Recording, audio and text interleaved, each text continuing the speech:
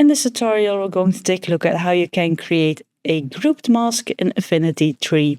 So I'm in the pixel layer, and the first thing I'm going to do is create an adjustment layer here by clicking this adjustments icon and then choosing whatever I want to add. So let's go for brightness contrast. And then I'm going to adjust this one, which gives me a layer of brightness contrast adjustment. And now with that one selected, I'm going to press Ctrl+Command-G to create a group. Now with this group selected, I'm going to Alt Option press this mask layer icon here to create an empty mask.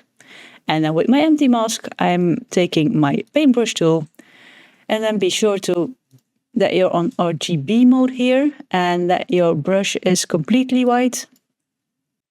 And then we're going to brush over the thing we want to have masked, in this case the eyes.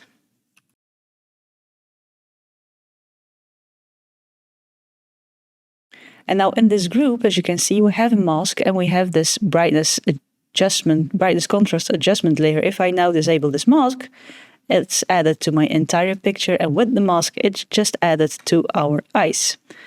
And now we can also add some other adjustments here. Let's go for the HSL layer to slightly change the color of our cat's eyes. Like that. And if I disable this mask, as you can see, it's added to the entire picture, but with this grouped mask layer, it's just added to our mask, and then maybe just another adjustment for the curves. Something like that. And now I have a grouped mask layer with several adjustments inside of it, and it's just added to our mask, as you can see.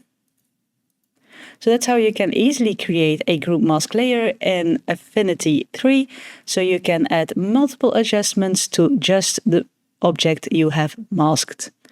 Like the video if you liked it, subscribe if you want to see more of my videos, and as always, thank you for watching, and I'll see you in the next one.